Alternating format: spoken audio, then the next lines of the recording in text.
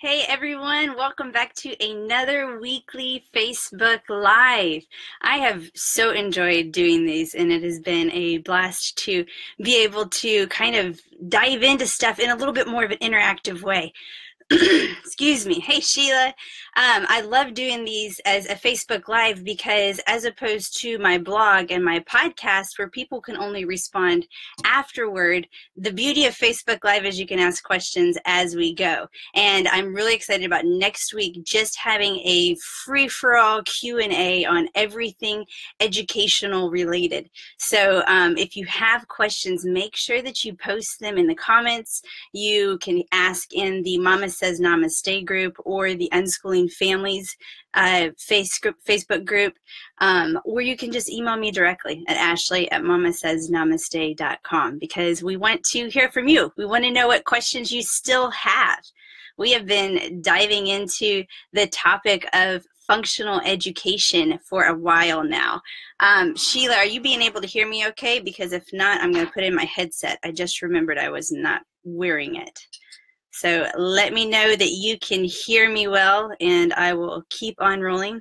We typically try to start these about 5 minutes early so that people can hop on and that Sheila can share them in all of the different groups. So this is, I play these on the Mama Says Namaste Facebook page, but then she shares it in the group or in the live event that she has created, as well as in Unschooling Families and Mama Says Namaste. So there are multiple ways to be able to hop on live.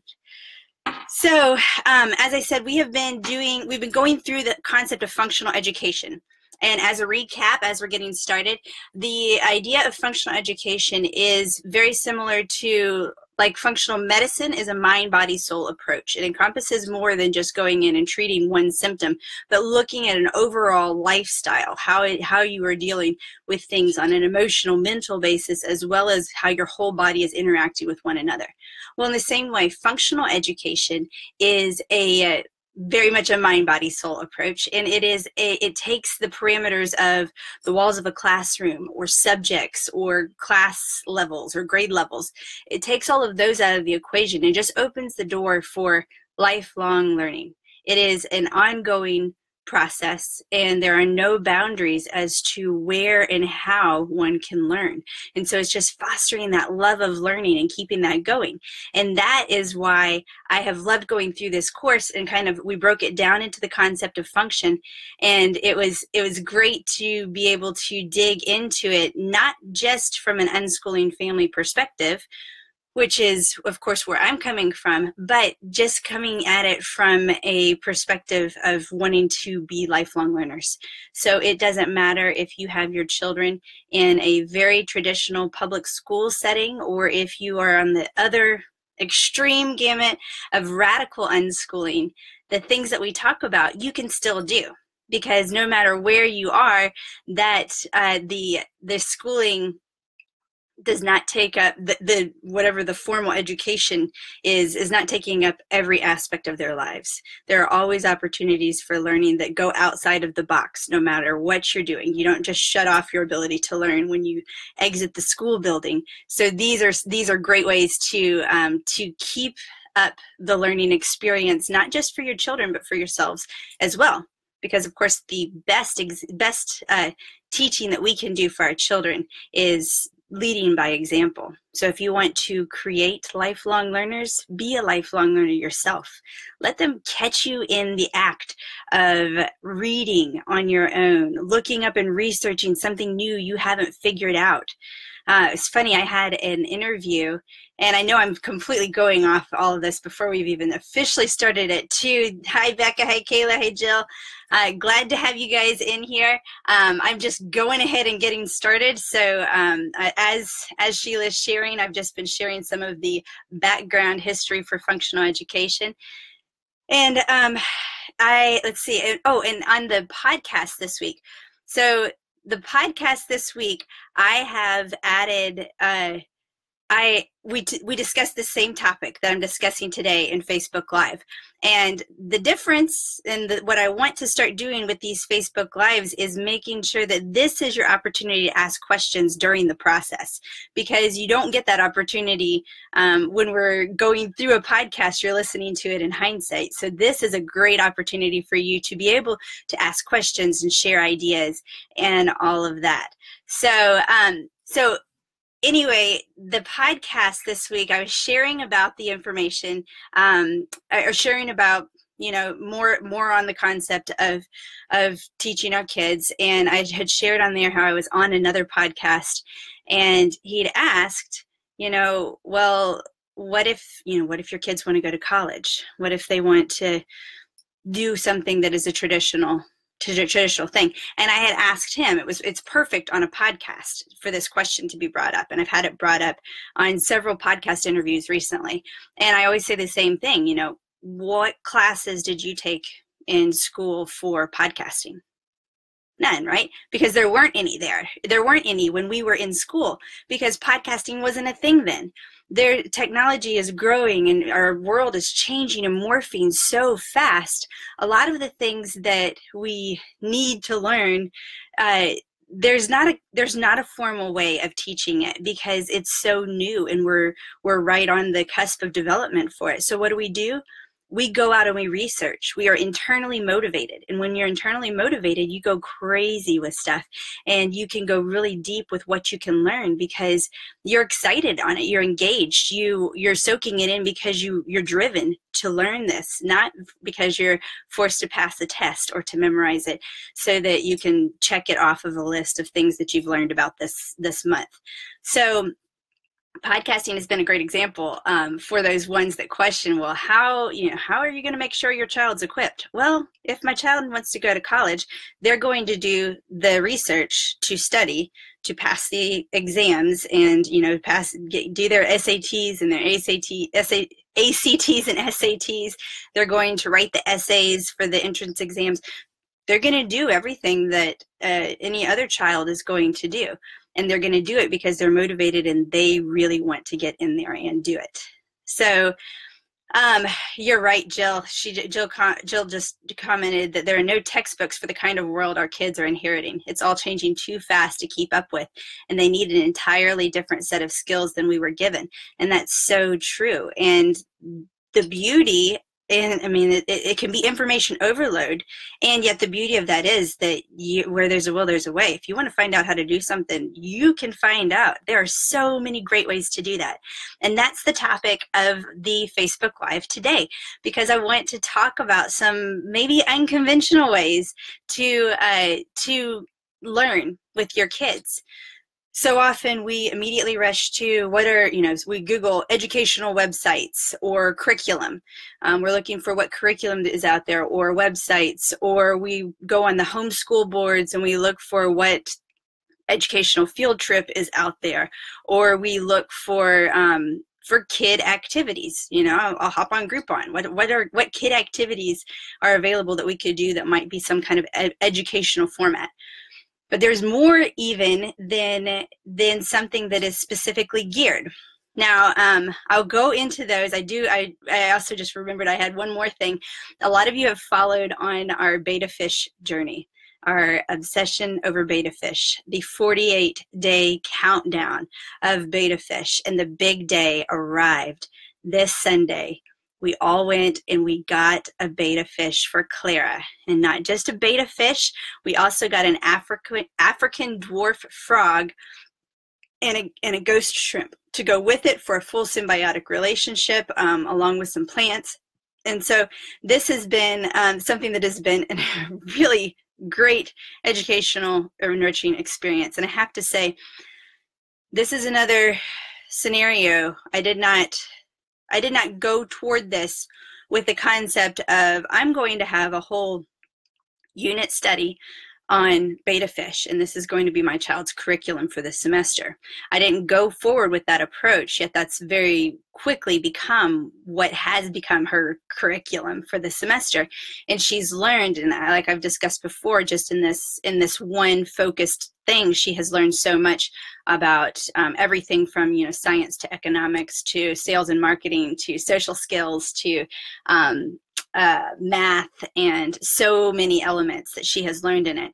And we've had some other opportunities. So if you can see right over here is the full setup, and the setup is complete with I'm missing the remote control, but there actually are lights underneath so that it changes colors, and I have that in the album. Clara took a bunch of pictures of how it was changing colors and all of this fun stuff. And so she set this up. She is obsessed. She is in love. She is having so much fun. We researched in doing names. We started researching, you know, the etymology and like where the names came from. What's the story behind the name? And this is Poseidon Flare Logston. And of course that opened up the opportunity for us to talk about Greek gods and talking about what all he did, which was really great. So we did all of this and we had everything set up, and we happened to get a pregnant ghost shrimp. And you know it's pregnant because it's clear. It's a ghost shrimp. So you can see the eggs inside of it. Well, we created a little nursery. The little mason jar over here was a nursery for the ghost shrimp. And we were working on attaching some moss to a piece of wood and wrapping it around this piece of wood. Well, anyway, this morning she woke up and the ghost shrimp is no longer with us. Apparently, and what we are guessing, and this is our hypothesis at the moment, and we were going to be researching about it today, is we're guessing that the hickory wood that we had the moss attached to leached into the water. It turned it kind of a tea-like color, and that hickory was toxic to the shrimp. So this has been another opportunity to figure out cause and effect and what happened in this situation, and navigating the emotions. And Clara asking, you know, what do you do if you have a really big emotion and you don't want to feel it, and it like it's a bad emotion? So we've been processing through that this morning, and she's grieving the loss of a little ghost shrimp. And I could have negated it. It was a 25-cent shrimp that is bought for feeder for other animals. However, she was really excited in that, and she's processing through that loss of losing a little shrimp right now. And so, oh my gosh, just that one thing, and all of the unit studies that we have been able to do from a very technical to a psychological approach, just with this one idea with the betta fish, has been amazing.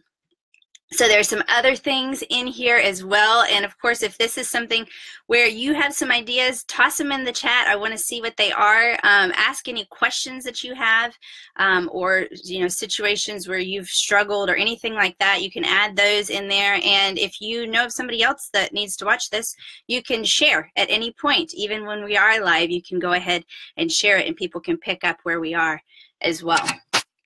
So let me go through my notes here too. So again, with our functional education, we have, this is kind of the wrap up. Next week, we'll go over the full Q&A. So I'll handle the wrap up of everything then. This was the last of the season on the podcast. So we're kind of bringing to a close the grand finale of all of the functional education concept that we have. So we're going to just dive into some unconventional opportunities to learn. And that sound you're hearing is because our black-eyed peas are ready. Because like all wonderful RV families, the #1 requirement in your home is an Instant Pot, and we have an Instant Pot. So sorry about that, guys. That's our food's getting ready for tonight. So some of the ideas, and speaking of full-time families, I pulled a lot of full-time families for these ideas because these are people that, if you want to think of different titles, a lot of them go by road schooling, or homeschool, or unschooling, radical unschooling. Those are some big ones. And a lot of them go by the road schooling aspect because they are taking it on the road. They're literally learning on the road and picking up educational things along the way. But again, we don't want to just find what is an educational museum. We know we can go to the Kids Science Center. We know we can go to the Children's Zoo. What are some other ways that you can learn? Well, the first one, and what I had kind of as our title for the podcast this week, is learning about history in a distillery. So Sheila, if you want to post the link for the podcast notes, I've got all my notes in there, and it's got the podcast. I actually posted it before this live event this time. So you guys can see that, you can listen to it, and you can also see a lot of the pictures, a link to the Beta Fish album, and some other things that we've done as well. But for the distillery, we happen to be in Kentucky, and this was such a great opportunity for learning that we had not anticipated. We actually, at this time, we were traveling with my father-in-law, and so we had a babysitter on hand. So Nathan and I went and we did the tour of Buffalo Trace Distillery in Kentucky, and it was a really cool experience. It's one of 4 distilleries that were open during the Prohibition, and their history is just fascinating, and how they carried through Prohibition, because it was, you know, that was a bourbon, it was a distillery for bourbon, but it was, you know, used for medicinal purposes, and how they did little workarounds with it, and also just about the history of Kentucky.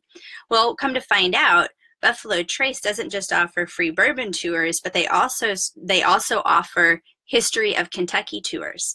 And so we came back with our girls, and we did a whole tour throughout the grounds and learned about the history of Kentucky. And it was fascinating. Like the fact that Frankfort, Kentucky, do you know why it's the capital? It's the capital of Kentucky because Lexington wanted to be the capital and Louisville wanted to be the capital. And they fought so much about who should be the capital of Kentucky that a judge finally said, "That's it, I've had it. There, smack dab in the middle, you're the capital." And that's how Frankfort, Kentucky actually ever became heard of, was simply because it was in the middle of the 2 feuding cities to be the capital of Kentucky. That was just one of many interesting facts we learned. The girls learned about how, you know, it used to be that Kentucky was known for greyhounds, but because of whiskey and because of people trading whiskey up north and bringing it back down, they were looking for the fastest horses to get them there quickly. And it ended up that was how Kentucky became more of the horse state, and having and priding themselves on having the fastest horses, and all of the horse racing and everything else reflected back to whiskey and trading whiskey with other states. So many fun things that we learned just in a distillery. Now, this was not crowded with children. There were not a lot of kids around, and because of that, you know, my kids, we talked about it. We set the expectation ahead of time. You know, hey, there's going to be a lot of things that you don't necessarily need to touch. So, you know, let's listen, let's see what we can learn. And we involved them. We engaged them in helping to ask questions and to stay focused. And we did I think it was an 1.5-hour tour. And the kids did such a great job being with a whole bunch of adults like this that they extended the tour for us, and we got a behind the scenes, an extra behind the scenes session that they didn't normally do, just because the kids were so intrigued. And it's amazing when you bring kids, especially in a situation that's not typically a kid-focused educational environment, when people see that the people are really interested in asking questions, it just opens the door for more and more opportunities. And people love to share what it is they know and they're passionate about with others, especially kids that are just soaking it up like sponges. So it was a wonderful opportunity. And that kind of brings in the other thing, another aspect. And this was one of the things that was shared from one of my friends, was going to adult workshops and seminars and classes. We so often look for things that are kid friendly, and oftentimes, you know, it may be that we're looking to see what's the age requirement. Oh, you have to be 10, or it's an adult class or something like that. You know your kid, And as much as we can look at general overviews of age brackets and developmental processing, every kid is different. And I'm not an advocate of saying, you know, you can do this when you turn 13, you can do this when you turn 10 or 16 or 15 or whatever the age is, because is it really about the age, or is it about the maturity level of the child? And some kids can handle older things at a younger age. And some kids need a little bit more time to process through and not take it all in. So knowing the personality style of your kids and knowing how they handle in mixed groups and what their attention span is can be a big part of it. So for Clara, I mean, I had a 4-year-old who would sit for 5 hours doing nothing but drawing. I knew she was perfectly content to sit and draw. So when my mom, who had an adult art class with all ladies who, some of them were professional artists who were selling pieces for $10,000. And here is my daughter, who's 4 years old. She goes into this classroom. Of course, she got the grandma privilege, so she was allowed to be a part of this class. But she sat there and she soaked up so much from all of these adults in the classroom. And because there weren't a lot of kids, it was not very chaotic. It was very quiet. And she had the opportunity to blossom in a way that just has astounded all of us with her grasp of art at this point. And it wasn't just that this was something that was beneficial for her, but having that shift, being an adult class, and then having this little 4-year-old in the classroom with them, she has had such a confidence about her art and what she would do that they called her their muse, because she would walk around and she'd show up her piece of art that was, a 4-year-old's rendering and super basic. And she'd go, "Look what I did. Isn't this wonderful?" And she was so excited and so confident about her work, and all of these adults who are so quick to criticize and so quick to tear it down and, "Oh, I don't like it. This piece isn't right. I didn't draw this piece right." They looked at her as inspiration to own it, to be proud of what it is you do, to pour your heart and soul into it, and then be vulnerable enough to say, "This is me and I like it." And so it was such a great experience both ways. And actually in art classes going on right now, as we speak, they're working on pouring paints right now, which is super cool. So look at potentially, are there things that may be adult classes or adult, some kind of adult event that is an educational event or a workshop or seminar or something where it may be that your child, you feel, has the maturity level to handle it. We have had children that have come to a coaching event where it's with 48 Days with my father's company. We're speaking on helping coaches to build a coaching business. And I'm talking about marketing and personality styles. And we're talking about degrees and licensure and certification and how to be an effective coach, powerful listening and accountability. And we spend 2 intensive days like that. And we have had families that have actually brought their tween and their teen that have sat in there, and it's been amazing how these kids have sat there and taken copious notes. And we devote just as much time and energy to interacting and talking with them when they have questions as we do the business professional sitting in the room. This is not open for a kid educational focus, but when you have a child that's eager to learn, I'm not going to put a parameter around that. They have the opportunity to ask the questions and earn the same respect, and sometimes their questions are so powerful.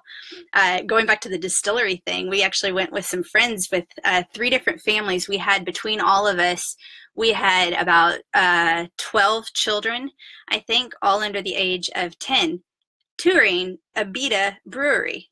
Another brewery. Now, of course, they make sodas as well, and or from the South, I say Cokes.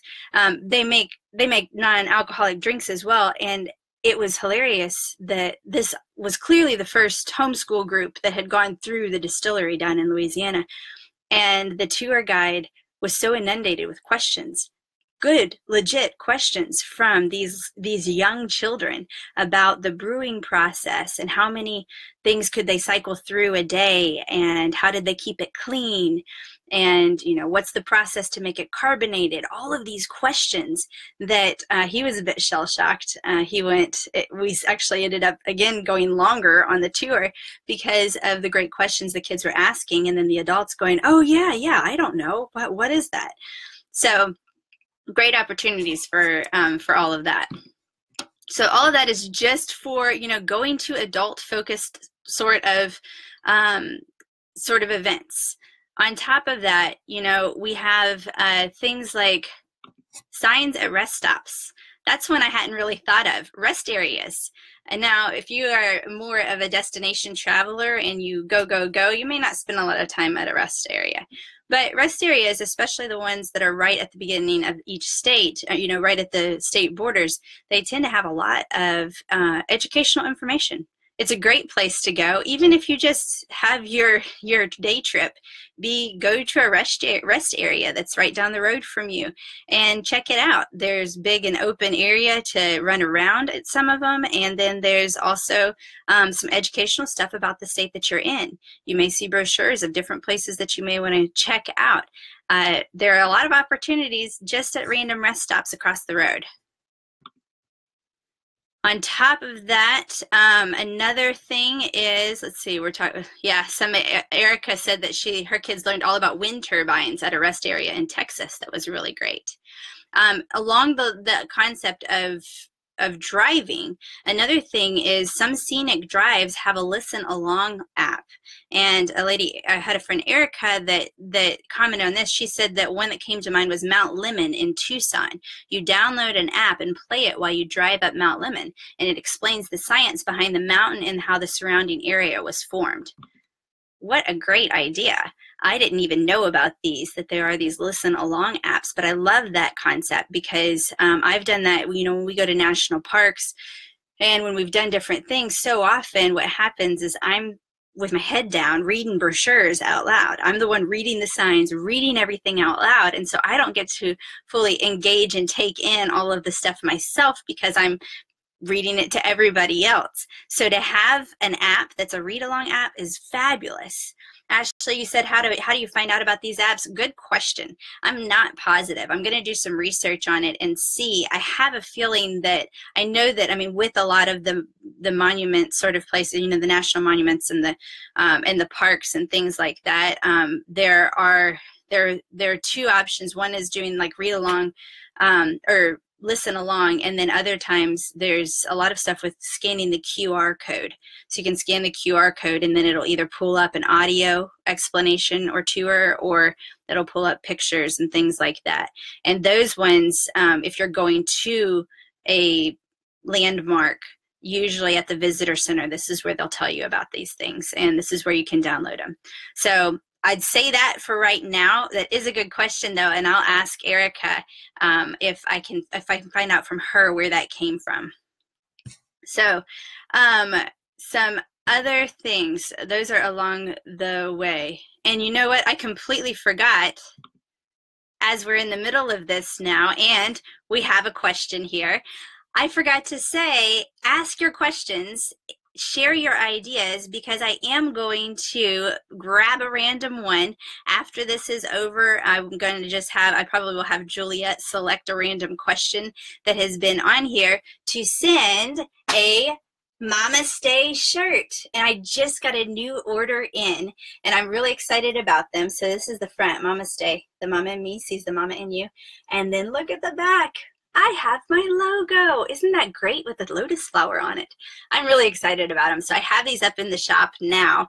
I do need to take new pictures of the new t-shirt, but I want to gift one of you guys who are actually listening in live and asking questions, because again, my point for doing Facebook Live is not just to be one-sided, but to be able to respond to questions. And I would love it to get to more of a Q&A format anyway. So ask your questions, and one of you may end up with a Mama Stay shirt as well. All right, now let me go back, now that I remembered that point. Another option is volunteering. Rhonda talked about how she and her family volunteered with Meals on Wheels. And this opened their kids' eyes to those who live a life quite different from their own. It wasn't something they were initially excited about, but as they began to get to know the people and how each person had a story or experience or talent that they shared with their kids, then they ended up having really fond memories of that. And another person also said in there, just having conversations with people that are different. And that's something that is super simple. It may be that you can have a conversation with the homeless man on the street, or it's maybe the person at the grocery store, or any kind of variation of anybody that you run across. Have a conversation with somebody that is different age, different abilities, different race, different culture.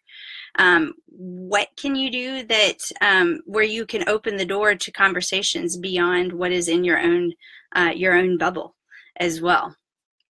Another aspect of that, another lady had written about the compassion experience traveling exhibit that talks about less fortunate kids in other countries, and that's a great learning experience. I have not gone to that one. I've heard mixed reviews on it. I know that it is religious based, and it may be a little bit too Christian focused for some, but again, it is another learning opportunity. There are things that are out there like that to just give insights into another world. I'll throw in here that documentaries. I do a lot of documentaries with the kids that are not for kids necessarily, but it's a documentary. It's so educational. There's so many things they get out of it. They watched a great one yesterday. It was another one by BBC, BBC Earth or Life or World. I don't remember which one it was. I came in on the tail end of it, but they love watching documentaries and have learned a ton that way as well. And all right, so some other thoughts when I talked about talking to somebody at the grocery store. What errands do you do on a regular basis where you could get to know not only, what's going on in the store, but learning about the different jobs that are there? Go to Home Depot and don't just do the kids lab, the free workshops that they have where you can learn things that way, but maybe it's going and learning about mixing paint.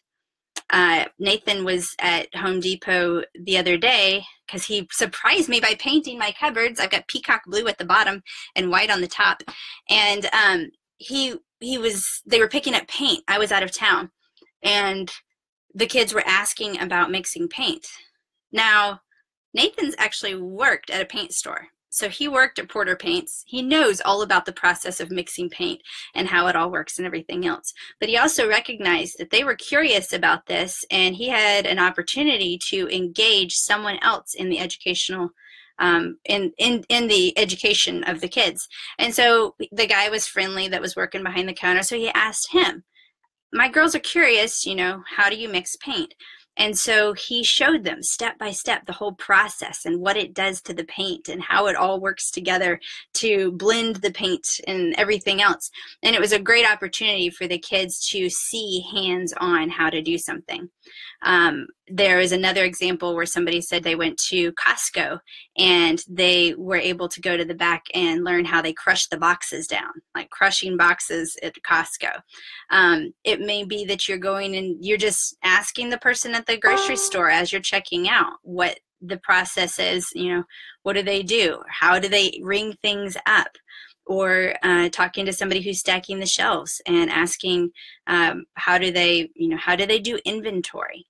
There's so many questions that you can ask, and you can walk up to somebody doing their job anywhere and use that as an educational opportunity to see if there's something that would work, if there's something that they could share with your kids to give them insights. So give a read on people. And when you see somebody who's warm and open and already you can tell that they like kids anyway, give them the opportunity to teach them something. We've had completely random things like in the middle of a parking lot, somebody coming out of a fish market with crab. We had never had crab before. It was up in Massachusetts, and we were getting crab to bring back. And so we walked up to her to ask her where we could get good crab, because we thought we were going to a fish, or thought we were going to a restaurant, and it was actually a fish market or something. Anyway, she had a huge thing of crabs that she had brought out.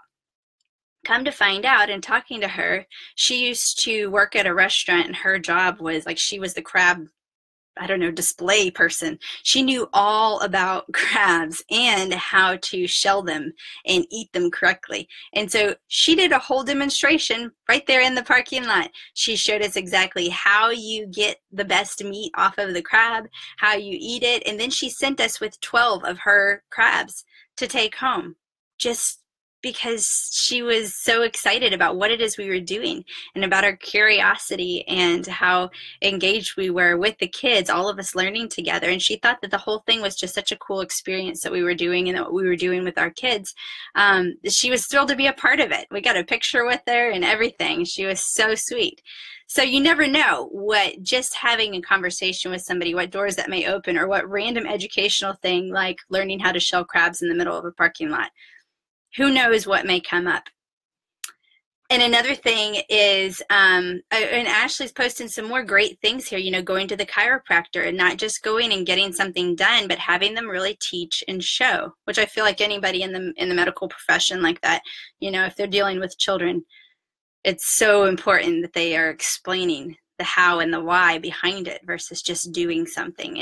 And thankfully there are some great ones out there that do that. So to teach them not just why you're adjusting your spine, but, you know, showing them the spine and how it works and looking at the intricacy of it. It helps them also to take ownership of their body and feel like they are in control, especially when they're in a medical situation. So that's great. And another one which segues great into one of the last ones that I wanted to talk about, and this is, Ashley says that we take the boys to the farmers markets every weekend. Last weekend we talked with a few vendors. Liam started the morning out wanting to learn about eggs, and the vendor was gracious enough to share her knowledge. Also met a medicine man who shared knowledge with Roger about herbal remedies. Oh my gosh, farmers market, craft fairs, all of those places are such a great place to go and to learn the behind the scenes as to how they got to the farmers market or the crafts festival. What was the process?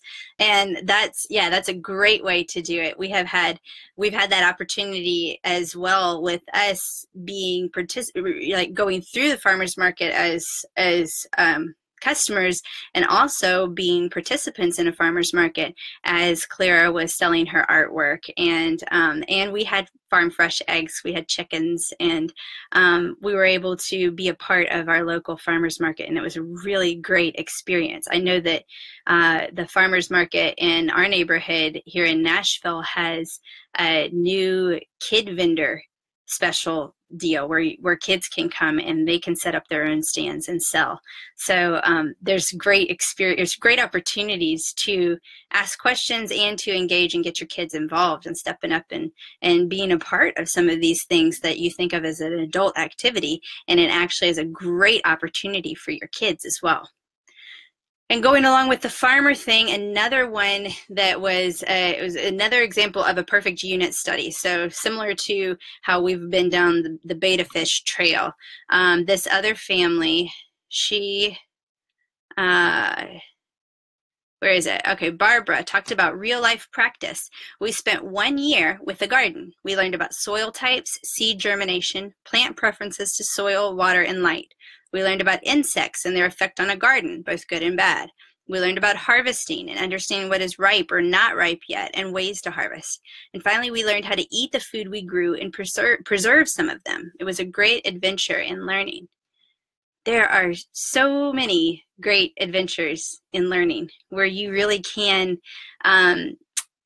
do something where you're going out to anywhere that you go, whether it's going on a hike and pointing out the different trees and learning about, you know, the gumbo limbo tree, which is Juliet's favorite tree ever now because it's so fun to say, or the banyan trees that we climbed up in and made forts in, or learning how to make lean-tos in the woods and all of the ways that just the outdoors can be beneficial, or whether it's running errands and asking people about the process, interacting with random strangers along the way, going to non-conventional places like distilleries and bakeries and anywhere that gives a factory tour, car manufacturer places. I mean, anywhere that gives factory tours. Doesn't have to be a school field trip. It can be, sometimes they will do private tours. Sometimes people will make exceptions and you say, hey, my child is, very,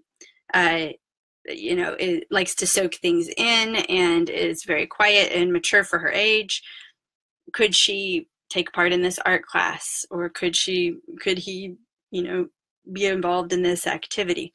And, a lot of times there are opportunities for exceptions. I know sometimes legalities won't allow it and red tape doesn't allow it, but it never hurts to ask, and you never know what may arise from that. Simply calling and asking if you can interview or shadow somebody, and doing apprenticeships is another amazing way. So there are a lot of great opportunities for learning that are a little bit outside the box. So share any other opportunities that you have. Do you have any other questions about what's holding you back, or what is maybe something that you're struggling with? I mean, a lot of families, they struggle with, are they doing enough? Are they doing the right stuff? Is it something that they is there something that they're missing or they're not covering, and they're feeling stressed because of that? So if you have a question, you feel like you're still not fully getting it, you're still not fully seeing everything that could work, post your questions, because we can kind of figure out what solutions there might be, or what might work for your unique situation. We have with the Mama Says Namaste audience, there are a lot of people that are traveling full time or for an extended period of time. And that opens up a lot of opportunities for different learning experiences that others may not be getting on a regular basis. But even if you are in a regular sticks and bricks home, which is what we tend to call the stationary homes, if you're in a regular sticks and bricks home and you have a very consistent period, a consistent schedule and consistent type of lifestyle in one area, it doesn't shut down the opportunities to learn. And like I talked about last week in the many different types of learning that's out there, forced homeschooling, one of the big parts of forced homeschooling is not going and exploring a new place every single time, but going to the same place over and over again and seeing new things, seeing it with different eyes, watching as things develop and change and morph. I mean, you can do that, whether it's going into the forest or going into the city, going to the same spot. And what do you see? What do you notice? What do you observe? What difference is there in the people that are walking by? Or how is the weather affecting the environment? Or, what new growth has showed up in that area? There's a lot of opportunity just by simply just putting on your learning eyes for your life and becoming that lifelong learner. So next week, I am going to, like I said, it will be my last week on the topic of functional education. Next week, we start a new series on the podcast. I am wrapping up my free webinar on how to take the ultimate family road trip without going broke or going crazy. And in this webinar, I am sharing the top 3 secrets that tend to hold people back from ever making the leap and ever going on a road trip with their family. And so this webinar is part of promoting the 90-day family road trip course that I have, and that's already created. It's a whole online course for people that are looking at hitting the road and going RVing. In the podcast, season 6 is going to be on family adventure, and it's going to take in even more than just RVing. We will go through the modules that I have in my 90-day family road trip course, but we're going to go through them in a more broad scenario, so that when we talk about what is your ride, it's discussing RVs, but it's also discussing, you know, flying with kids and boating with kids and biking with kids and all of the other ways that we may be going on an adventure with our children. And so we're going to address all of the aspects of family travel and family adventure and doing it in a broad way, as we also are gearing up and promoting this 90-day family road trip course that has been really helpful for a lot of people who are just craving adventure, and has been jokingly called the gateway drug for full-time travel, because after 90 days, so many people, including us, decided this was a lifestyle we wanted to stick with for longer than 90 days. So we're going to be addressing all of that. It's a kind of a great transition that we go from being lifelong learners to looking at how we can explore and open up our world. And it can start in your own backyard. Don't underestimate a staycation and what adventures you can do under your own roof in your own location. And we will address all of the opportunities for going out there and what things to address before you're hitting the road. So that's kind of what's coming up. And again, I want to make sure that we have an opportunity for a Q&A on that as well. So I would love to get feedback from you guys as well. 10 a.m. on a Tuesday. Like it? Don't like it? Let me know. I think I'm going to do a poll in the Facebook groups, because I want to make sure that this is a time that does work for people. I'm getting some thumbs up, which is great. Let me know if 10 a.m. is a good time. I know there's a lot of activity around 7 p.m. at night. However, in keeping in line with Mama Says Namaste and family being a priority, I'm hesitant to give up a weeknight to do a Facebook Live every week. And so that's why I have looked at it during the day time. But I am open to ideas, or maybe switching things up a little bit. I may switch the time for next week to a little bit later or earlier in the day or the week, and that has to do with the fact that being here in Nashville, we have the opportunity to go to my mother's art class, and it is going on right at this time. And so I have not been able to be a part of the art class for the time that we've been here, so we may end up switching it around.